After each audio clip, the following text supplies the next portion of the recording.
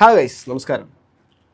അപ്പോൾ എൻഡിലേക്ക്, അതായത് കഴിഞ്ഞ ദിവസങ്ങളിലെല്ലാം ഒത്തിരി അധികം ഇപ്പോൾ യൂട്യൂബ് ചാനലുകളിലും എല്ലാ സ്ഥലങ്ങളിലും ഒത്തിരി സോഷ്യൽ മീഡിയ ഡിസ്കഷൻ വന്നൊരു സാധനമായിരുന്നു ഈ പ്രവീൺ പ്രണവ് യൂട്യൂബ് ചാനലിനകത്തുള്ള വിഷയം. അവർ തന്നെ വന്ന് പറഞ്ഞ കാര്യങ്ങളാണ്. അവർ എക്സ്പ്ലനേഷൻ അങ്ങോട്ടും ഇങ്ങോട്ടും പറഞ്ഞ് ഒടുവിൽ അവരുടെ കയ്യിൽ നിന്നും കാര്യങ്ങളൊക്കെ പോകുന്നൊരവസ്ഥ വന്നു. ഇപ്പോൾ അതിനൊരു പരിസമാപ്തി വന്നേക്കുന്നൊരു കാഴ്ച നിങ്ങൾക്ക് കാണാൻ വേണ്ടിയിട്ട് പറ്റും. അതും ഞാൻ എൻ്റെ കമൻറ്റ് ബോക്സിൽ നിന്നാണ് അറിയുന്നത്. കമൻറ്റ് ബോക്സിൽ വന്നപ്പോഴാണ് ഞാൻ ശ്രദ്ധിക്കുന്നത്. അതായത് ഇപ്പോൾ നിങ്ങളിത് കാണുന്ന പ്രവീൺ പ്രണവ് എന്ന് പറയുന്ന ആ മെയിൻ ചാനലാണ്. ആ ചാനലിനകത്ത് ഇപ്പോൾ അൺമാസ്കിംഗ് എന്ന് പറഞ്ഞുകൊണ്ടിട്ട വീഡിയോ, അവരുടെ ഇഷ്യൂസിൻ്റെ പ്രൂഫുകൾ ഒക്കെ വെച്ചുകൊണ്ട് മറ്റുള്ള പല കാര്യങ്ങളും അവർക്ക് എന്തുകൊണ്ട് ഒന്നുമില്ല, ആ കുറച്ച് 2-3 വീഡിയോ ഉണ്ടെന്ന് തോന്നുന്നു, മേ ബി. അപ്പോൾ ആ ഒരു വീഡിയോസൊക്കെ അവർ ഇതിനകത്ത് നിന്നും റിമൂവ്ഡ് ആണോ, നമ്മുടെ അൺലിസ്റ്റ് ചെയ്തോ അല്ലെങ്കിൽ പ്രൈവറ്റ് ആക്കിയാണോ അറിയത്തില്ല. എന്തായാലും ചാനലിൽ നിന്നും പ്രവീൺ പ്രണവ് എന്നുള്ള ചാനലിൽ നിന്നും പോയി. അതോടൊപ്പം തന്നെ പ്രണവ് കൊച്ചുവിൻ്റെ ചാനൽ ഇവിടെ നോക്കിക്കഴിഞ്ഞാലും അവിടെ ഇട്ടിരുന്ന വീഡിയോസ് ഇല്ല, അദ്ദേഹത്തിൻ്റെ ഷോർട്സ് മാത്രമേ ഉള്ളൂ. അതായത് അദ്ദേഹവും ഇട്ടിരുന്ന വീഡിയോ, അദ്ദേഹത്തിൻ്റെ അച്ഛൻ അമ്മ ഇവർ ചേർന്നുകൊണ്ടിട്ട വീഡിയോ, അതും അവിടെ നിന്ന് ഒഴിവാക്കപ്പെട്ടിട്ടുണ്ട്. അപ്പോൾ ഇങ്ങനൊരു സാധനം വരുമ്പോൾ സ്വാഭാവികമായിട്ടും ഇനി അടുത്ത് പ്രേക്ഷകരുടെ ചിന്തയും ഇതൊക്കെ എന്ന് വെച്ചാൽ ഇപ്പം നമ്മുടെ നേരത്തെ പറഞ്ഞ പ്രവീണിൻ്റെ ചാനലിനകത്താണെങ്കിൽ ഇപ്പോൾ ആ ഡിലീറ്റ് നല്ല അവരുടെ മറ്റുള്ള വീഡിയോസ് മാത്രമാണ് ഉള്ളത് കാണാൻ വേണ്ടിയിട്ട് പറ്റുന്നത്. ഇനി നമുക്ക് കുറച്ച് കാര്യങ്ങൾ സംസാരിക്കാം.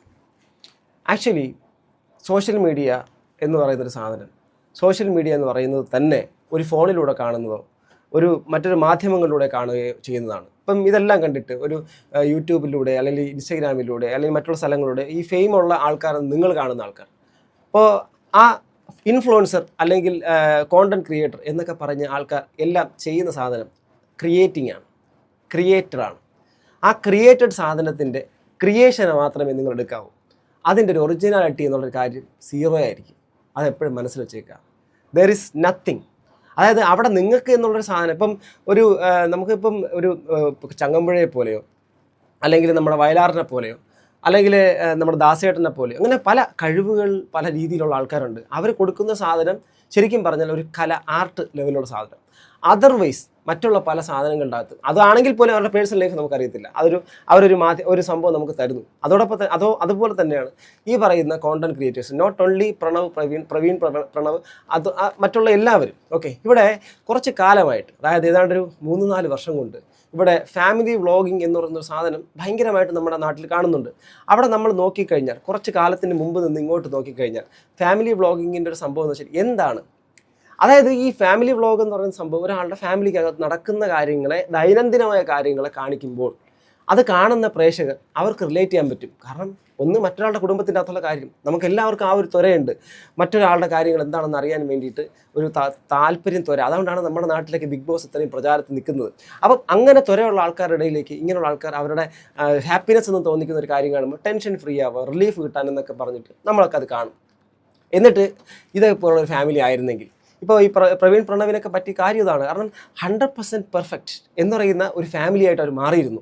അങ്ങനെ ഒരു ഫാമിലിയെ നോക്കിക്കാണുന്ന ഒരു കൂട്ടം ആൾക്കാർ അവരുടെ മുമ്പിലേക്ക് അണിനിരന്നു.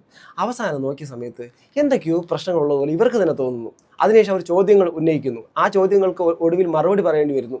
ആ മറുപടിക്ക് ശേഷം മറ്റേ സൈഡിൽ നിന്നും ഉള്ള ആൾക്കാർ, ഇപ്പോൾ കൊച്ചുവിൻ്റെ സൈഡിൽ നിന്നുള്ള അവർ മറുപടി പറയുന്നു, അച്ഛനമ്മ അവരൊക്കെ മറുപടി പറയുന്നു. അവസാനം ഒരു പെൺകുട്ടിയുടെ തലയിൽ കൊണ്ടുവയ്ക്കുന്നു. എന്തൊക്കെ ആയിക്കോട്ടെ, ഇനി ഇതെന്തൊക്കെ തമ്മിൽ സംഭവിച്ചാണെങ്കിലും ഒരു ഗർഭാവസ്ഥയിൽ നിൽക്കുന്ന ആ ഒരു ശിശുവിനെയും അവിടെ ആ ഒരു തരത്തിലേക്ക് അപമാനിക്കുന്ന അല്ലെങ്കിൽ അവരെ മർദ്ദിക്കുന്ന തരത്തിലേക്കുള്ള വയലൻസ് ഉണ്ടായിട്ടുണ്ടെങ്കിൽ അതൊരിക്കലും അക്സെപ്റ്റ് ചെയ്യാൻ പറ്റത്തില്ല. പരിഷ്കൃത സമൂഹമെന്നും നമ്പർ 1 സാക്ഷരത എന്നൊക്കെ പറയുന്നത് നമ്മുടെ നാട്ടിലാണ് നടക്കുന്നതെന്ന് കൂടെ ഓർക്കണം. എന്തായിരുന്നാലും മറ്റൊരു തരത്തിലൊരു വിഷയം ഉണ്ടാവാതെ ഇവൻ അവസാനിപ്പിക്കാൻ വേണ്ടി ശ്രമിച്ചിട്ടുണ്ടെങ്കിൽ വളരെ നല്ലത്, അത് സ്വാഗതാർഹമാണ്. പിന്നെ നമ്മൾ ഓർക്കണം, ഇപ്പം ഇതിനെ ചുറ്റിപ്പറ്റി ഇപ്പം എനിക്ക് ഇപ്പോൾ ഇവർ കാണുമെന്ന് എനിക്കറിയത്തൊന്നുമില്ല. പ്രവീൺ പ്രണവിനോട് എനിക്ക് പറയാനുള്ളൊരു കാര്യം എന്ന് വെച്ചാൽ, നിങ്ങൾ ഒരു കാര്യം മാത്രം നോക്കുക.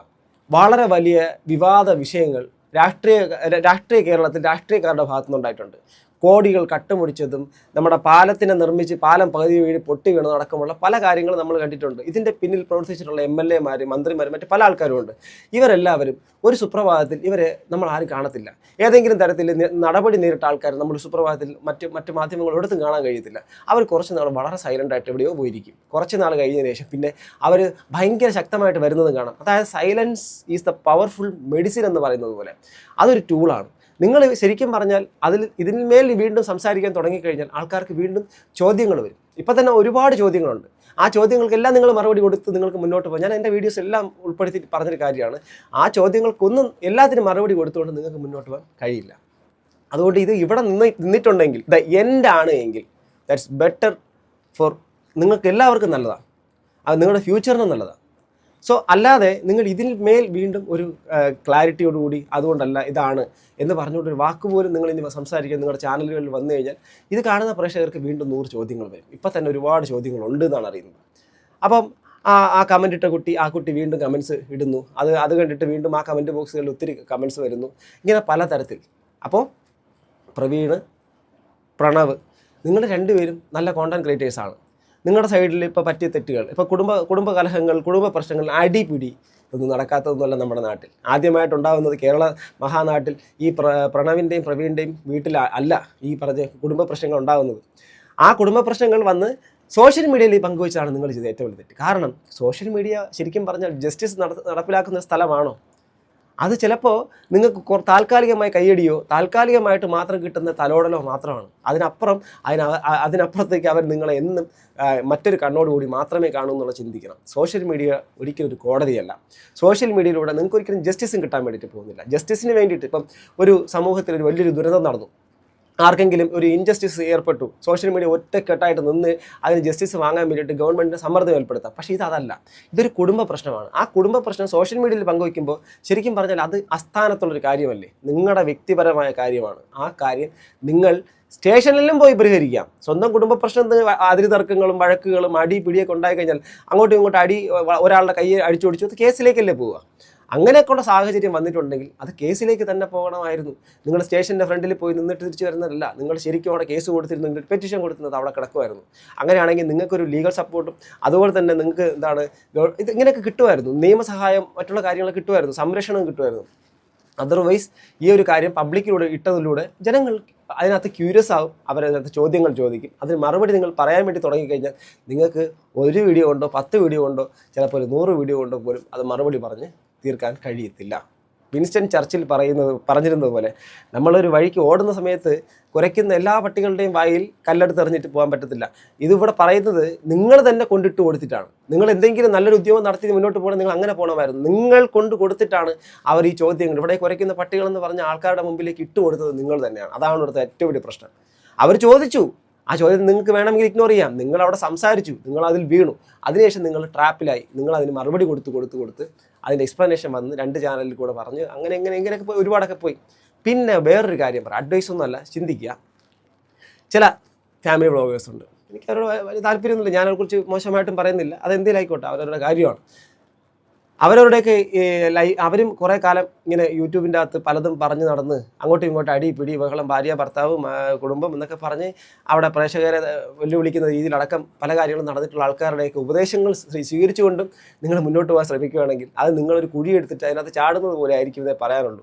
ഉപദേശങ്ങൾ സ്വീകരിക്കുന്നെങ്കിലും അതിനുള്ളൊരു മിനിമം അതൊക്കെ കൂടെ ആലോചിച്ചിട്ടൊക്കെ ചെയ്യുക. പിന്നെ നിങ്ങളുടെ നേരത്തെ പറഞ്ഞതുപോലെ നമ്മുടെ രത്നാകരൻ എന്ന് പറഞ്ഞൊരു കാട്ടുകളനുണ്ടായിരുന്നു. ആ രത്നാകരൻ പണ്ട് സ്വന്തം കുടുംബത്തെ നോക്കാൻ വേണ്ടിയിട്ട് തെരുവിലുള്ള ആൾക്കാരിൽ നിന്ന് അല്ലെങ്കിൽ കാട്ടിൽ കൂടെ സഞ്ചരിക്കുന്ന ആൾക്കാരിൽ നിന്നും രത്നങ്ങളും സ്വർണവും മറ്റുള്ള പണവും എല്ലാം അപഹരിച്ച് സ്വന്തം കുടുംബത്തിന് കൊടുക്കുമായിരുന്നു. ഒടുവിൽ അദ്ദേഹം പറഞ്ഞു, നമ്മുടെ സപ്തർഷികൾ വന്ന സമയത്ത് അവർ ചോദിച്ചു, ഇതെല്ലാം നീ ആർക്ക് വേണ്ടിയിട്ടാണ് ചെയ്യുന്നത്? എൻ്റെ കുടുംബത്തിന് വേണ്ടിയിട്ട്. അപ്പം നീ ചെയ്ത പാവത്തിൻ്റെ എല്ലാ ഫലം അവരും കൂടെ അനുഭവിക്കുമെന്ന് ചോദിച്ചപ്പം പറഞ്ഞു, ഞാൻ ഉറപ്പായിട്ട് അനുഭവിക്കുമെന്ന്. വീട്ടിലെന്ന് ചോദിച്ചപ്പോൾ പറ്റത്തില്ല, നിങ്ങളാണ് ചെയ്തത്, അതിൻ്റെ ഫലം നിങ്ങൾ അനുഭവിക്കണമെന്ന് പറഞ്ഞു എന്നുള്ളൊരു സംഭവം നമ്മൾ രാമായണത്തിനെ കുറിച്ചാണ് പറഞ്ഞു വരുന്നത്. അതായത് ആ ഒരു പേര് അഥവാ രത്നാകരൻ പിൽക്കാലത്ത് ഈ ഒരു അതിനുശേഷം ഒരു തപം ചെയ്ത് വാത്മീകത്തിൻ്റെ ഉള്ളിൽ, ചിതൽപുറ്റിൻ്റെ ഉള്ളിൽ ഇരുന്ന് അങ്ങനെ വീണ്ടും മന്ത്രോച്ചാരണങ്ങൾ മുഴക്കിയെന്ന് പറയുന്നു. ആ കാട്ടുകളനെ പിന്നെ ആരും നമ്മുടെ ഈ വാത്മീകിയെ പിന്നെ ആരും കാട്ടുകളനായ രത്നാകരൻ എന്ന് പറഞ്ഞിട്ടില്ല. ഏതൊരു മനുഷ്യന് വീഴ്ചയുണ്ടാവും, ഏതൊരു മനുഷ്യന് തെറ്റ് ചെയ്യുന്നുണ്ടാവും, തെറ്റ് ചെയ്യാത്തൊരു മനുഷ്യനുമില്ല. അതുകൊണ്ട് മിസ്റ്റേക്സ് അക്സെപ്റ്റ് ചെയ്യുക. അതുപോലെ തന്നെ ഇവരിത് ചെയ്തല്ലോ, ഇന്നലകളിൽ അവർ ചെയ്തതുകൊണ്ട് ഇനി എന്നും ഇവരിങ്ങനെയാണെന്ന് നമ്മളും അടച്ചാക്ഷേപിക്കാൻ പാടില്ല. സമൂഹത്തിനൊരു പ്രശ്നമുണ്ട്. ഒരാളൊരിടത്ത് വീട് കഴിഞ്ഞാൽ പിന്നെ അതിൻ്റെ പുറകെ നടന്ന് കൊല്ലാക്കൊല ചെയ്യുന്നൊരു പരിപാടി. ഇവിടെ ഇവർക്ക് പറ്റി, ഇവരുടെ ഭാഗത്തുള്ള മിസ്റ്റേക്ക് തന്നെയാണ്. നമുക്കും തെറ്റുപറ്റും. നമ്മളെ തെറ്റുപറ്റി നമ്മളെ തിരുത്താൻ തയ്യാറായതിനു ശേഷം പിന്നെ ഈ ചോദ്യമുനകൾ കൊണ്ട് അവരെ നിരന്തരമായിട്ട് പീഡിപ്പിച്ചുകൊണ്ട് അതിനകത്തൊരു സന്തോഷം കണ്ടെത്തുന്നത് സാഡിസമാണ്. ഉറപ്പായിട്ടും അവരവരെ വഴിക്ക് വിട്ടേക്കുക. അവരുടെ ഭാഗത്ത് മിസ്റ്റേക്സ് ഉണ്ട്. പിന്നെ അവിടെ ഇപ്പോൾ ഒരു കുഞ്ഞ് ജനിച്ചിട്ടുണ്ട്. ഇതെല്ലാം അവരുടെ കയ്യിൽ നിന്ന് പിഴവ് തന്നെയാണ്. ആ പിഴവുകൾ പരിഹരിച്ചിനി മുന്നോട്ട് പോകുന്നിടത്താണ് നമ്മൾ കൈയടിക്കണ്ടയോ കാണണ്ടയോ ഇതൊക്കെ നിങ്ങൾക്കാണ് തീരുമാനിക്കാൻ പറ്റുക. അതർവൈസ് നിങ്ങൾക്ക് എല്ലാവർക്കും, ഞാനടങ്ങുന്ന എല്ലാ സമൂഹത്തിലുള്ള എല്ലാ ആൾക്കാർക്കും തെറ്റുകൾ പറ്റും. അത് റെക്ടിഫൈ ചെയ്യുന്ന സമയം മുതൽ അത് തിരുത്താനുള്ള സമയം കൊടുക്കുക, അവസരം കൊടുക്കുക. അതിനുശേഷം നമ്മളിപ്പം മദ്യപിക്കുന്ന ആൾക്കാരുണ്ടാകും. മദ്യപിച്ച് നടന്ന സമയത്ത് ഭയങ്കരമായിട്ട് മദ്യപാനത്തിൻ്റെ അകത്ത് എന്തൊക്കെയോ ചെയ്ത് കൂട്ടി. അതിനുശേഷം നമുക്ക് ഒരു തിരിച്ചറിവ് വന്നതിന് ശേഷം ആ മദ്യപാനം നിർത്തി നമ്മൾ മറ്റൊരു ജീവിതത്തിൽ കടന്ന് മദ്യപാനം ഒഴിവാക്കിയതിന് ശേഷം ഉണ്ടായ മാറ്റം, ജീവിതത്തിൽ വന്ന ഒരു വ്യക്തികൾ ഒരുപാട്. വെള്ളം എന്നുള്ള സിനിമയുടെ ആ പ്രൊഡ്യൂസറിനെ കുറിച്ച് നിങ്ങൾ കേട്ടിട്ടില്ലേ? അപ്പോൾ അയാളുടെ കഥയാണ്. അപ്പോൾ ആ ഒരു പ്രൊഡ്യൂസറാണെന്ന് അറിയില്ല, അദ്ദേഹത്തിൻ്റെ ഇൻസ്പയറിംഗ് ആയിട്ടുള്ളൊരു മൂവിയാണ് വെള്ളം എന്നുള്ള സിനിമ, ജയസൂര്യ അഭിനയിച്ച സിനിമ. എന്ന് പറഞ്ഞുകൊണ്ട് ആ വ്യക്തി ഇന്നൊരു വലിയൊരു ബിസിനസ്സുകാരനായിട്ടൊക്കെ മാറി. അയാളുടെ പഴയ കാലത്ത് അയാൾ കുടിയനായിരുന്നില്ലടാ എന്ന് ആരെങ്കിലും ഇപ്പോൾ ചോദിക്കാൻ തയ്യാറാവും. അതുകൊണ്ട് എല്ലാവരുടെ പാസ്റ്റിനകത്തും ഒത്തിരി ചികഞ്ഞു പോയി കഴിഞ്ഞാൽ ഒരുപാട് പ്രശ്നങ്ങളുണ്ട്. അതുപോലെ പ്രവീണിനും കൊച്ചുവിനും ചിലപ്പോൾ പ്രായത്തിൻ്റെതായിട്ടുള്ള അപക്വമായിട്ടുള്ള ചില കാര്യങ്ങളായിരിക്കാം, കുടുംബ സാഹചര്യങ്ങളിൽ വന്ന് പെട്ടുപോയ പല കാര്യങ്ങളും ആയിരിക്കാം. സോ ഇതിനകത്ത് ലീഗലായിട്ടുള്ള പോലുള്ള കാര്യങ്ങൾ ലീഗലായിട്ട് പോകട്ടെ, കുടുംബത്തിൻ്റെ അകത്ത് തീർക്കേണ്ട പ്രശ്നങ്ങൾ കുടുംബത്തിനകത്ത് പോകട്ടെ. പരമാവധി നല്ലത് ഇങ്ങനെ ഒരു ഒത്തൊരുമ ഇല്ലാത്ത, അല്ലെങ്കിൽ മാനസികമായിട്ട് ഒരുമിച്ച് നിൽക്കാൻ പറ്റാത്ത വീട്ടിൽ ഒരുമിച്ച് നിൽക്കാതെ മാറി നിന്ന് ജീവിക്കുക. അപ്പോൾ ബന്ധങ്ങൾ അതുപോലെ നിലനിൽക്കും. നമ്മുടെ സമൂഹത്തിൻ്റെ ഒരുപാട് അനുഭവങ്ങളുള്ള കാര്യമാണ്. അതുകൊണ്ട് തീർച്ചയായിട്ടും ഇതിൽ നിന്ന് പാഠം ഉൾക്കൊള്ളുക. അതോടൊപ്പം തന്നെ പ്രിയപ്പെട്ട പ്രേക്ഷകരെടുത്ത് പറയാനുള്ളത്, നമ്മളെല്ലാവരും ഈ വീഴ്ചയിൽ വീഴുന്ന ആൾക്കാരെ അവരെ വീണ്ടും നമ്മൾ കുത്തി നോവിക്കാതെ അവരവരുടെ വഴിക്ക് വിട്ടേക്കുക എന്നുള്ളൊരു മാത്രമാണ്. ഈ ഒരു വിഷയം ഇവിടെ തീരുന്നു എന്ന് വിശ്വസിക്കുന്നു. തീരുന്നെങ്കിൽ വളരെ സന്തോഷം.